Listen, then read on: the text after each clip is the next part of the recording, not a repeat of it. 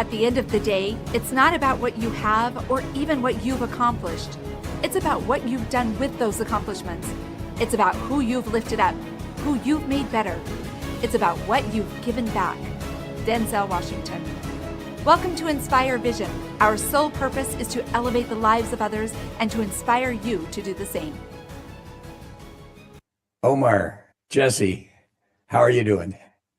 Fantastic. We're doing excellent. Thank you so much for having us, Dr. Doug. Oh, it's great to have you on the podcast. And obviously, you have your own podcast.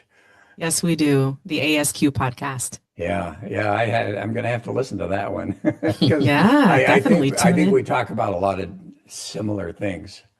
We do. Definitely. Yeah. Definitely. So what I'd love for you to do is I really would love for you to kind of share how you got to this point, because it's always so fascinating. I know you've had other careers and all of that type of stuff. And what happened in your life to bring you to the point where you're doing what you're doing now? Absolutely. You want to take that on first? I know. I think you should take it on first. Okay. This is sort of his baby. So, about 4 years ago, after a career in youth development and management, middle management, I kind of like hit a point in which the organization that I was with, our values no longer aligned. You know, that we're going through a change in which I felt that the heart of the organization was going away, and it was being changed by this methodical way of thinking and this way of not really living from within. It was more process and outcomes and things of that nature, which, although those things are important, they were taken away from the real job and the mission of what we were doing, in my opinion. And it was a it was a tough breakup. It's one of those soul crushing things, because you dedicate your early stage in life to find that thing, that career that is going to define your life. And when that dissolution comes, it takes you for a whirlwind, because your identity, it's no longer tied to what you are doing. So for me, it was soul shaking. Yeah, it was devastating. And that led to a soul's quest. And a soul's quest, the premise behind it it goes right into what you talked about. It's a combination of ideas from psychology, philosophy, heavily influenced by mythology, in particularly the hero's journey, because we come to a point in which we're departing from what we're accustomed to do, going into something that is new. And that is super scary, very threatening, because it goes at the foundation of identity. And when you lose that, or when you perceive that you lose that identity, two things happen. One, you either withdraw into depression or darkness because it is so much easier to identify with the pain, or two, you go out there in the world and go into a quest to redefine who you are and find out what you're going to do in the here and now. So that was the foundation of what we started with the Soul's Quest.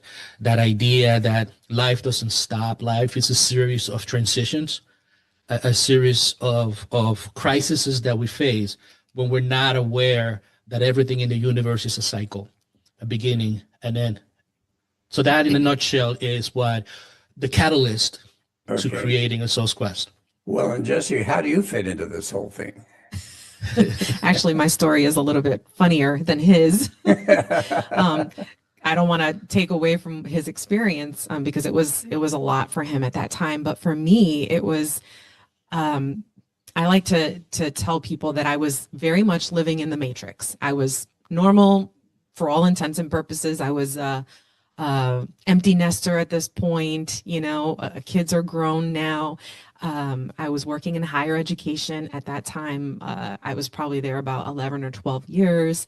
You know, I saw myself in like a capacity as an instructor, a faculty member. You know, I just had my whole life planned out for me. I'm going to retire when I'm, 62 or whatever the age is, and just going to enjoy retirement. I'm doing great. I worked hard on my education. I earned a terminal degree. When I became a doctor, I was like, oh my gosh, I'm a doctor.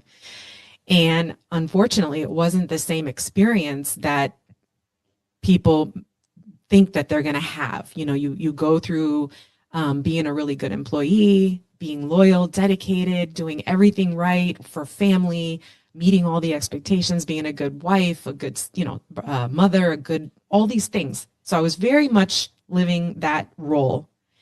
And I started to see little glimpses of like doors closing on me. And so even after achieving these high achievements, right? You're getting a doctorate, you're working in higher education, you're feeling like you're successful. Your kids are doing fantastic, I felt a little bit of an emptiness, not empty nest, emptiness.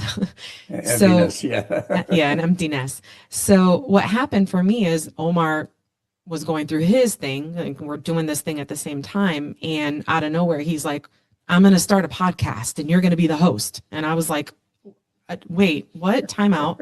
No, I don't like to be on camera. I don't want to be on a camera. I don't want to do this. At first I thought it was just going to be audio. I'm like, oh, okay. And he's like, no, it's video too. And I'm like, oh God. And so we started this whole thing and I still wasn't 100% in. I had one foot in, one foot out because I was, for all intents and purposes, fine. And so literally just recently, I had a lot of negative experiences with toxic work environments and a lot of toxicity from, people that I worked with or for. And it was really starting, these little holes were starting to get bigger and bigger. And it was literally like coming out of the Matrix. The same way that Neo comes out of it is the same way that I felt. I felt vulnerable and I was just questioning everything in my life.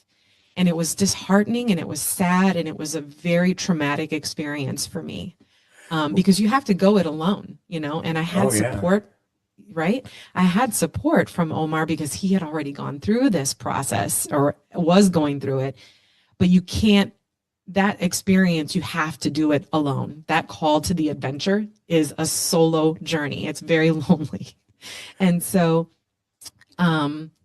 that's basically what happened for me. I'm saying it very lightly, but basically I now understand what a soul's quest is about. And I am 100% committed to helping other people, guide other people through this experience because it is an experience. It's a beautiful experience, Well, and what's interesting, and as you were talking about your story, it reminds me of my daughter's story. Only a little bit different. She was getting a degree in sociology, and she was doing so well that they were fast tracking her to her doctorate.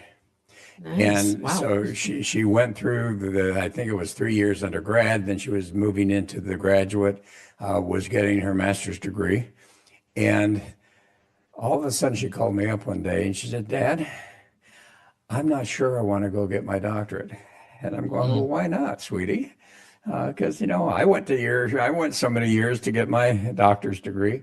And she said, because as I'm now observing, because you're really close to the people and they were good to her, she says, but I'm observing what they're going through and what they have to do on a daily basis. And that's not me. And, because of my past experiences and so forth, we've done all these personality profiling and behavioral analyses and so forth.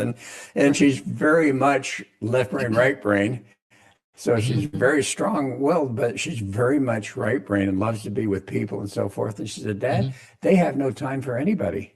They're so busy at a doctorate level trying to do this and trying to do that. And so ultimately, bless her heart, she made the decision to stop at her master's degree, and then went off and got a job that she's loving right now that has nothing to do with her degree, although it prepared her for it. But, it's interesting how people move forward in their lives and try to achieve certain things because in some respects, they're told that this is what is good for us to do. Exactly. And did you kind of feel that way as you were going towards your doctorate, that this was just absolutely something that you needed to do in order to be achievable? Yes, I feel like I'm so glad you asked that question. That's a great question because what happens with us is that we're so conditioned, and it's almost like we've received this to-do list, this checklist of things that you need to do in order to be an accomplished individual, right? In order to have arrived. And we all know that we never arrive, right? That in and of itself is a contradiction because you just don't arrive. You're always transitioning. You're always going through what I like to call a metamorphosis, right? Yeah. And so for me, yeah, I was like, I'm working in higher education. Clearly, I need to get a master's degree. And then when I got my master's degree, I was like, no, I'm not going to go out, I'm not going to do this. But then I was like, but I want to be like all these other people that have PhDs. And I'm passionate about leadership and toxic work environments. I could write my dissertation on this.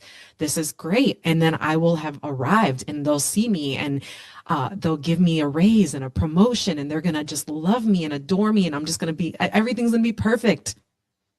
That didn't happen. That didn't happen at all. Yeah, and it's so interesting. I came from, my dad actually taught at Northwestern University there in Chicago. Oh, awesome. Nice. Okay. And he was a classical voice teacher. But anyway, I have four brothers. There's five boys in the family and one girl. She's the youngest. And it was interesting because my dad basically said to us all, you will get a higher degree. Yeah. And you're going to pay for yourselves because I'm not paying for it. which would happen. So, I've got a brother that got his master's degree at Harvard, and I've got two brothers that are attorneys, and one brother decided not to go to college.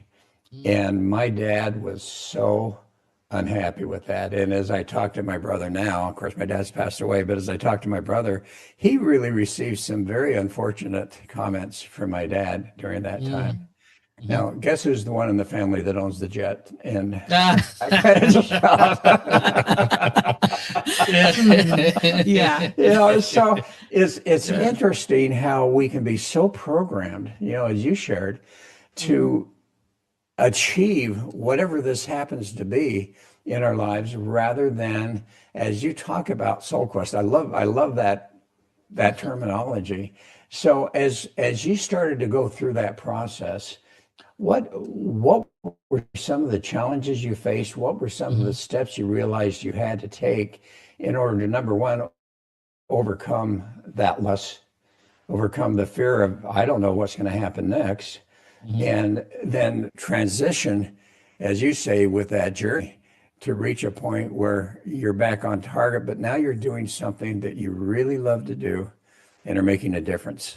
Yeah. Well, before I get into that, I want to touch something on what you both talked about, that need to belong, right? And society is a structure that it's problematic, not because it's evil, but because it is something that needs to function, right? But what happens a lot of the time is that we live our lives as it is meant to maintain society rather than society working for us. You mentioned a lot of the personality tests. Those personality tests, when you do anything, Myers-Briggs, PI index, anything of those things, it will tell you that not everyone fits, as a doctor, as an engineer, as this. There's artists, there's I'm an INFP in the Myers-Briggs, so I got flowers all over the place, and I like being alone. So society looks for certain types of people to perform the functions of maintaining the society. The problem lies that that's only a certain percentage of the population. What about the rest? So in the education system, which I spend some time working on, you call them the bottom 25%. So we don't pay as much attention to them like your brother. Those were skills and sets that needed to be nurtured for young people to be able to find and create things that will enhance society rather than take it away from it. So we get too caught up in the idea, and I think politicians and our leaders need to expand their consciousness about the function of society, which is to serve us rather than for us to serve them or it. And that's kind of like the problem that most people arise. Not like if you could tell I'm the philosophical in the house, she's the practical woman, right? She's the one that's practical, right? So, but one of the things that happen when you really come to that point of confronting that dissolution of identity, right, which is what we call it, is that you have to face it. And one of the things that you really truly have to ask is, if I am not that, if I am not the functions that I play in society, if I am not the roles of a father, a brother, a sister, those things are all important over professional. They are very important. But when those things go away, when the family begins to go on their own way, when our parents begin to pass away, when a dissolution of that, then the question is an existential question. Who am I really? Right? It goes to that particular point that we have to go ahead and figure out what that looks like. And that is painful. It's not for the faint of heart.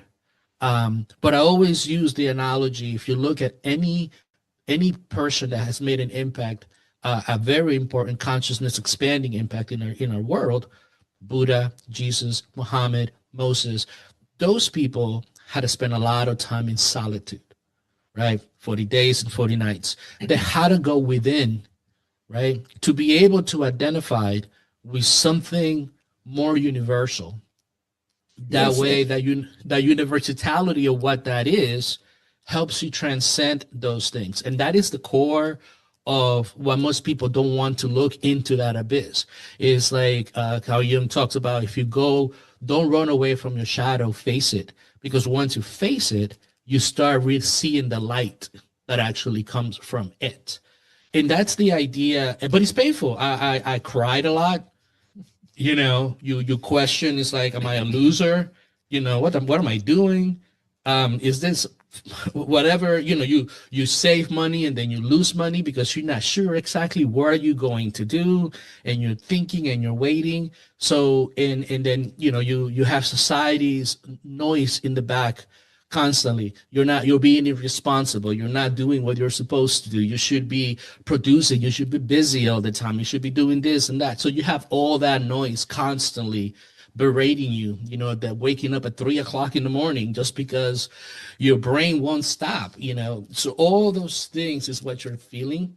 And the idea is to be able to walk with that pain a little bit and ask that question constantly. Outside of all this, who am I? And you know, it's interesting for you, for both of you, it had to do with your professions.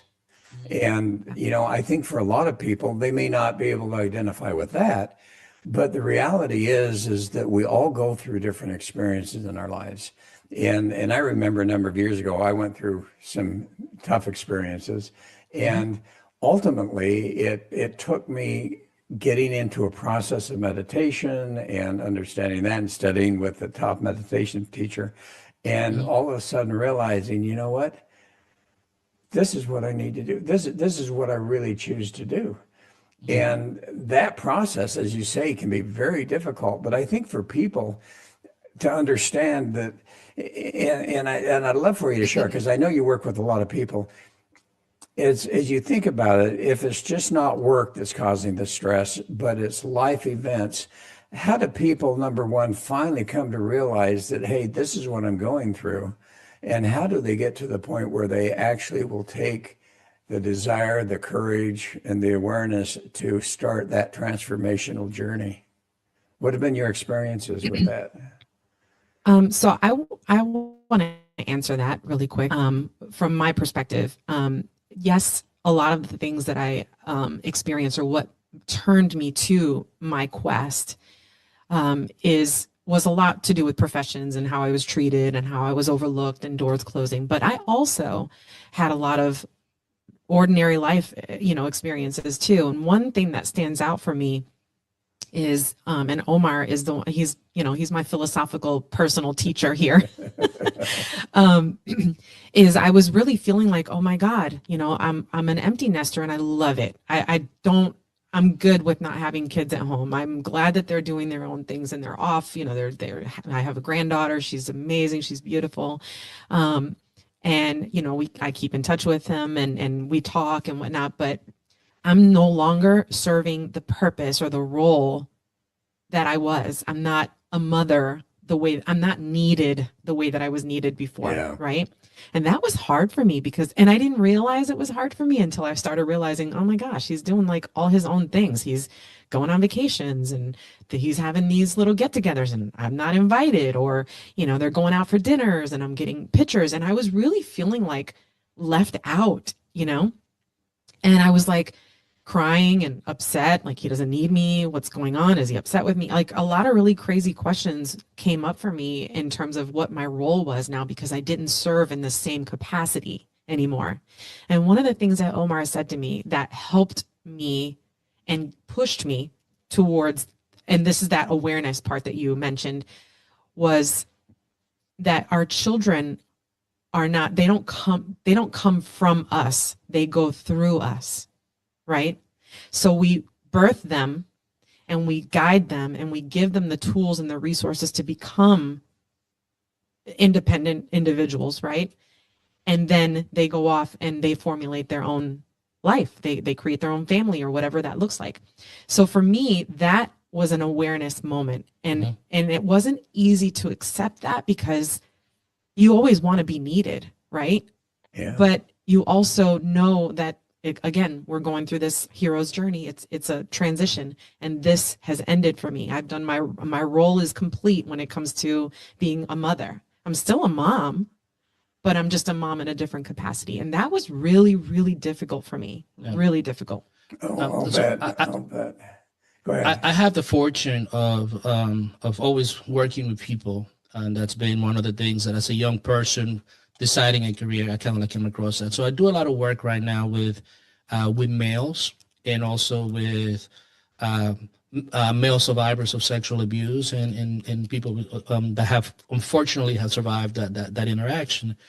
And in my interactions with men in particular, there is a dissolution of roles. They don't, it's a really challenging time right now for men to define what does it mean to be a man in a place in which brute force no longer is required, right? In which those things of taming nature no longer required, right?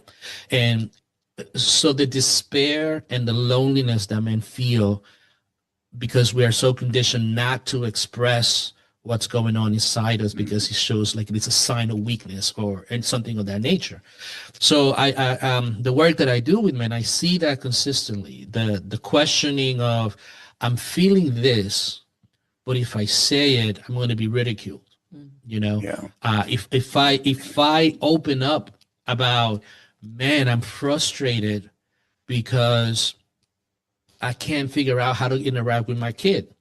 Man, I'm frustrated because I don't want to get divorced, but I have to go through a divorce. Man, I'm frustrated because at work, I have supervisors that are riding my back, even though I'm doing what I'm supposed to do. And then also all these other things that men haven't been able to confront because our society hasn't allowed it. So my advice to them is always goes back to the first question. And every time I do a presentation and every time I do some kind of a talk, I always ask that question: who am I? Right? Because again, foundationally, we have to be able to be confident and comfortable exploring that question, to define it in our own terms.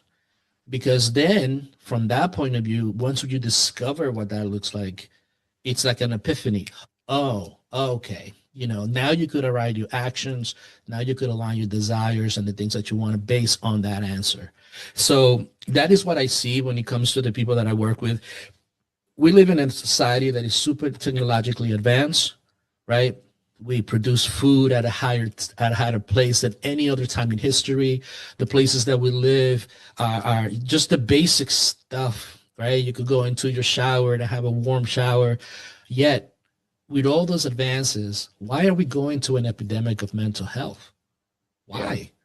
Yeah. And it's fascinating now how society has brought us to that point, and we see such anger that this is existing now, and and it's such a shame. And what I want to find out from you guys is, I was reading a little bit about you use a blend of psycho-spiritual insight, which I'd love for you to define, Mhm. practical tools, and grounded conversation as you work with people to help them. And I'd love for the audience to kind of understand a little bit more in depth what you do, how you use those processes, and how it's effective for people.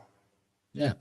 So the term psychospiritual is a combination of obviously some psychology and spirituality. So psychology, I love the archetypes framework that Jung developed, right?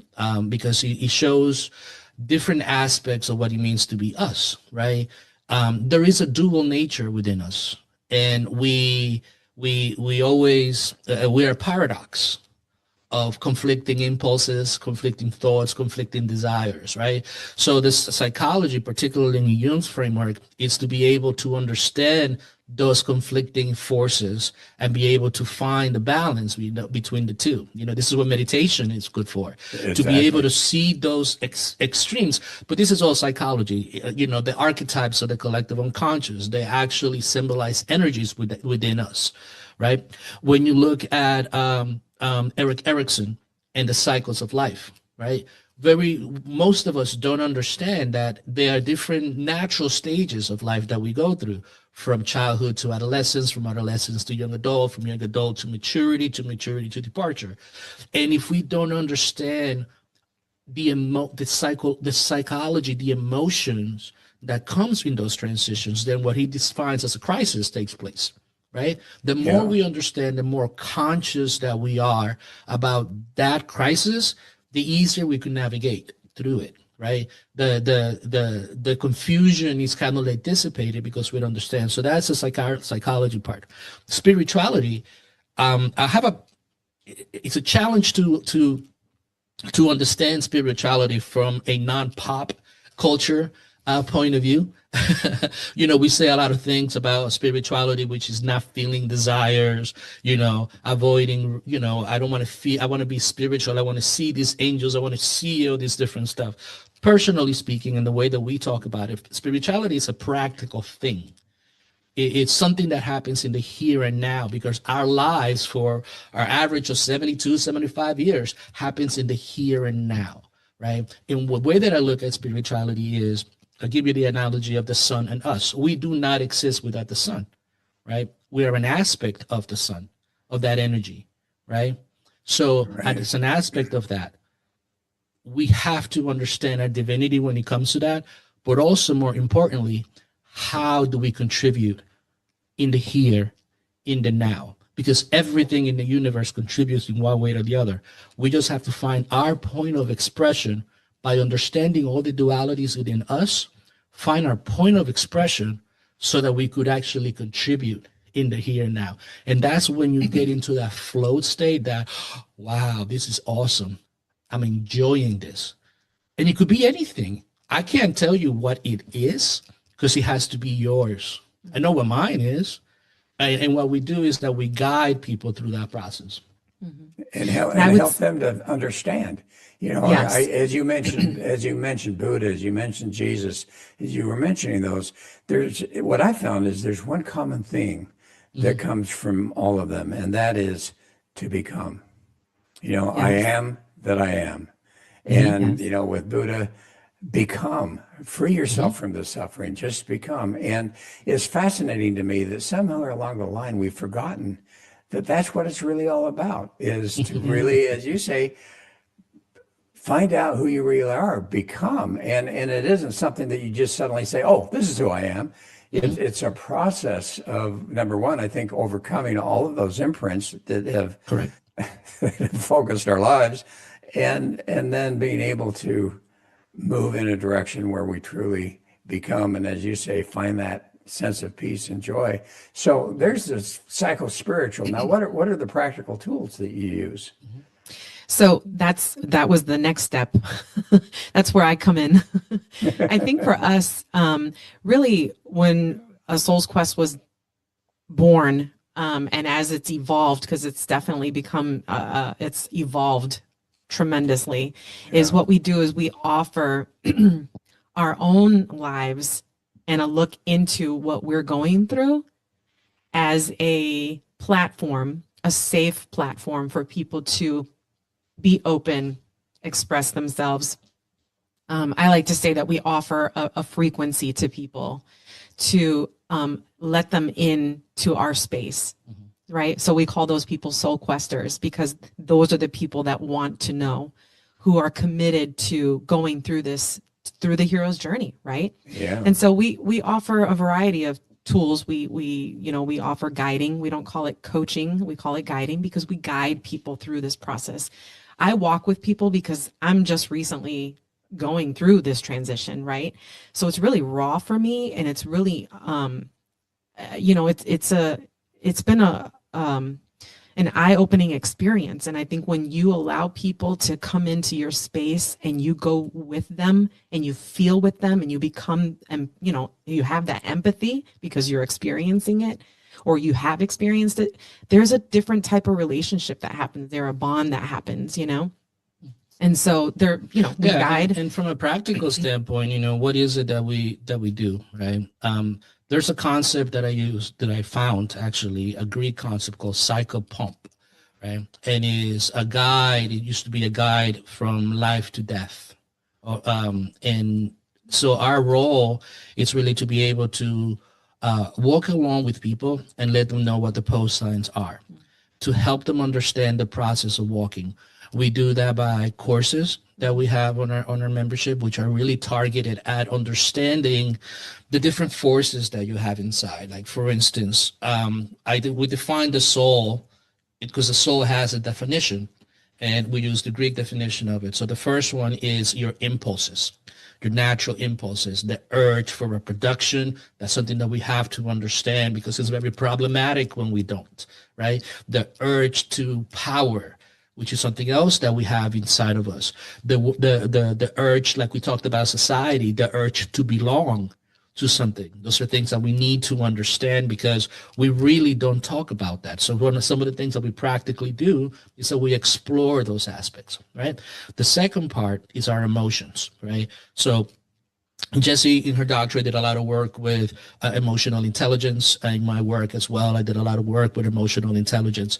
And again, the emotions are the compass that kind of like tell you what the urges are doing, right? So you have to understand the urges, and then when the emotions arrive, you'll be able to not eliminate them, but to be able to find the equilibrium between the two opposing forces. So you have to understand that, right? And the final thing is understanding your thoughts and your mind, right? So in order for you to transform the way that you see the world, you have to use your mind. Our mind is the most powerful tool that we possess. We are the only creatures on earth that has an expanded level of consciousness and an expanded level of thinking, right? So we use philosophy, right, as a spectrum. And you have to define what your philosophy, what we call your approach to life, that is.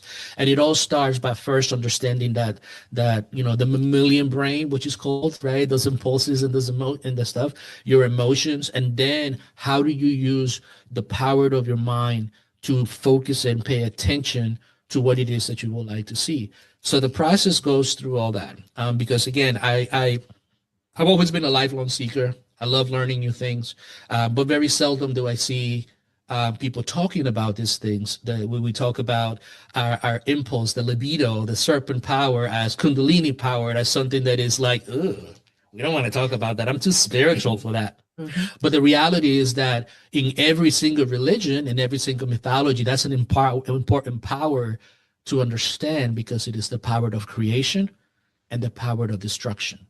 And if we don't know how to balance that, right, that's where problems begin to happen in our life. And I had to learn all this. I had to understand that first. I had to be able to see, like, oh, my impulses that made me make bad decisions, that idea to belong. I made bad decisions when it came to money because I wanted to feel like I belong, right? Well, so all these things are important to understand. And it's interesting as you talk about impulses and the emotions and the emotional intelligence, and I love the emotional scales that I've seen and studied. And what's fascinating about it is that, there will be times that all of a sudden I'm getting really frustrated here in Thailand. Number one, because I don't speak the language and they don't speak English. And the miscommunication can be really frustrating. But then I have to sit back and go, okay, why?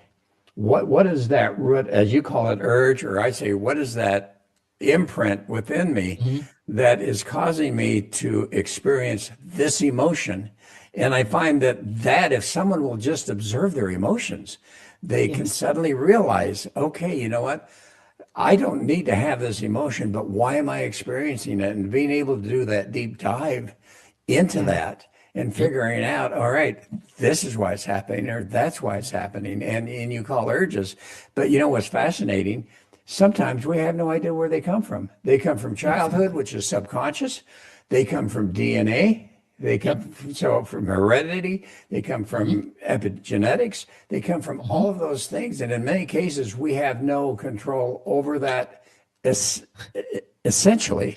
But then we do have the control, because once we realize it and can recognize it and become aware of it, then we can start to take control. And I love how we can move from being a victim of all of that to being empowered by all of that. Now, you use a framework called PEP. Could you explain to me what that is?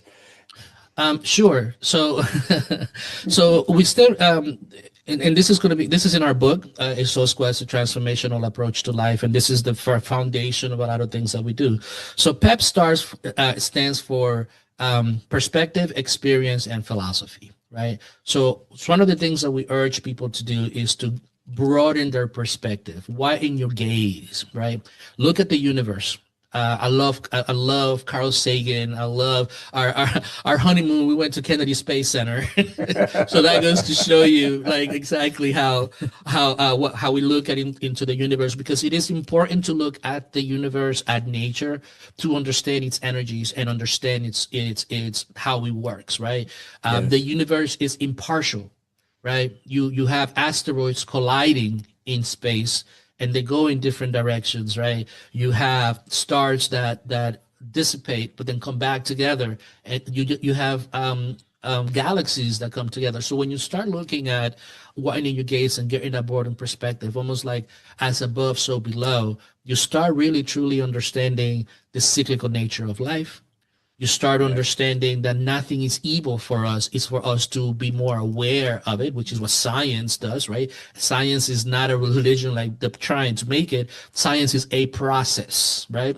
To be able to look outside, to be able to recognize and deduce, and then be able to formulate an approach based on that observation, right? So that's what perspective means.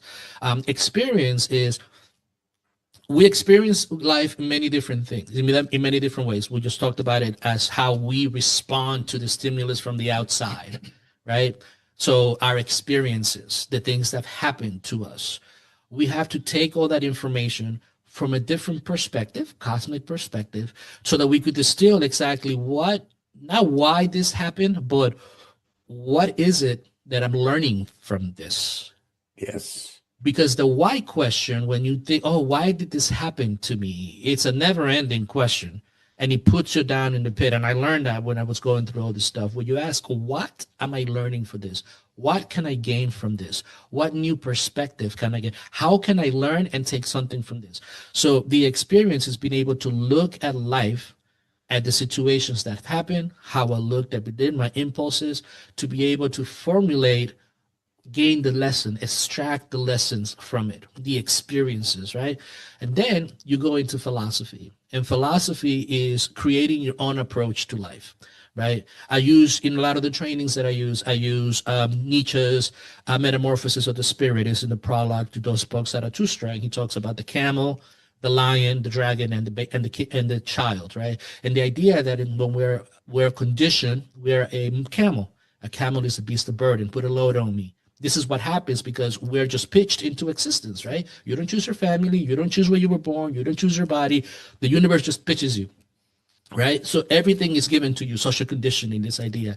But then you because there's something inside of you that tells you you have to go and confront this. And if you don't listen to that, you're not going to be okay. So you go into the desert, you get transformed into a lion, and the goal of that lion is to kill the dragon. You need to kill the dragon. There's a thou shalt, or you should do this, you should do that, you should be like this. You have to kill that dragon. And once you do that, then you get transformed into a child. Right? It's like in the Bible says, and a child shall lead them, right? We have to get to a point as a child in which we are curious again. We are open to the possibilities of the universe. We are open to the possibilities of life. And only from that point can you really begin your quest, right? So the objective of PEP is to get you to that launching point, right? In which you are understanding your experiences, understanding that everything that happened led you to this point, so that now you could go out there, find more about what you are, and then live from that point of view. So those are the things that's what that means. Okay, and I love that. You know, as you talk, I think about this concept that I just learned from one of my other podcasts, that, you know, our experiences are there to teach us. You know, we can either become a victim of our experiences, or we can allow that to teach us. And as we allow that to teach us, and as you say, as you get back to that final P and realize that, okay, I can actually use these and develop a gift and to develop an ability to help. And it's just like what you guys went through with your story. I mean, here you are now, and you've done all of the studying, you've done all of this stuff, and you've used that event or those events to develop a gift that then you give to other people. And that perspective, I think, is so important for people to understand. You know, and what that leads to is, again, I'm the philosophy, I'm the nerd in the family. It's in Hinduism, there's the web of Indra, the web of gem, right? That idea that in every intersection of a web, of a net, there's a gem, and that gem is us. So we reflect who we are from that gem, and that reflection affects everything around us, right? So we're not advocating you're going to go ahead and change the world. Is when you begin to live from you, it automatically radiates and everything around you gets affected by it, right? And the idea is that it doesn't matter what you do, right? Again, our point of expression is a soul's quest, right? It could be you making the best sandwich that ever existed, you know, or you have to find that for you. I can't prescribe you go into real estate and do this and do that. It's like, the beauty of life is in the diversity of life, right? You go in nature and you see all the beautiful colors and everything else that's out there.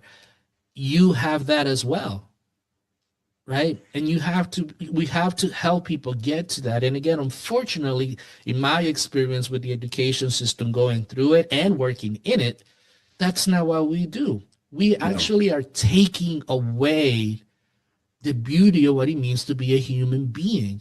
And we are creating functions, things that this is who you are. And we have to shift that, you know, we have to shift that. So true. So true. And, you know, the thought that comes to my mind and the question that comes to my mind with your book, A Soul's Quest, okay? When people read that book, what are they going to gain? What's it going to do for them? Essentially what we've talked about today, what we do is what we've done is we've taken all of the thoughts that we've talked about today, all of the processes, the experiences, the shadow work, the integration, the hero's journey is in those pages. And we invite the reader into taking this quest, taking this journey. It's a transformational approach to life. We're trying to get people to understand. We're bringing them into our world, into our experiences, so that they can now take a journey of their own, a quest of their own. Okay. And it goes back to also to being aware, right? Yeah. It's being aware. I mean, if I had to boil it down to one thing, it's like, you know, the more you know, the more you're able to understand things and life. The better you could discover where you fit in, independently, like Wayne Dyer said, independently of the good opinion of other people. Yeah. So how do people find your book? Well, we are going to be launching our book I think we're doing it in October. No, our book is out already. Our book. Yeah, Okay. it's out already. And they could go to asqempowerment.com. You'll be able to see the book in there. You'll be able to connect with us. We do what do you call it? Some lessons that we put out on a regular basis. But if you want to take a look at the book, just go to our website, asqempowerment.com, and just stay connected with us. We'd love to hear from you. Okay, so say that a little slower, please, your website. Yeah. It's asqempowerment.com. Okay, because I have a Soul Quest, a soulsquest.com. Yeah. Well, we're I couldn't integrating. access. I couldn't It's access. Oh, really? Okay. Yeah. It's asqempowerment.com. Sorry for that. Yeah. Oh. And our book will be available at this point. Yes. And you can find it on our website and with all the other materials and curriculum. People can be members and receive our newsletters, interact with us. That's great. And that was going to be my next question. So going to that website, they can find you, they can find your book. That's wonderful. And so kind of as we close, what would be a final message that you want to share with the audience? The final message would be listen to that voice inside. There's a voice that tells you when you're on the path, and there's a voice that tells you that you're on the path. It tells you by the way you feel, your emotions, and all that. Listen to that voice. Follow that voice. And explore, more importantly, the question as to, who am I? Explore that question. See what answers you come up. And I challenge you to go beyond the normal responses. Go beyond your roles, go beyond your functions, and find a deeper meaning of who you truly are. I love it. Well, guys, thanks so much. This has been a great conversation. I love it. Thank you so much for having us. Yeah, It's been a thank you great for having me. conversation. Thank you. Yeah. Thank you. Well, I really appreciate it. And folks, thanks for listening. I hope you've enjoyed it, and we look forward to having you join us again soon. And this is Dr. Doug saying, namaste. Namaste. Namaste. Thank you.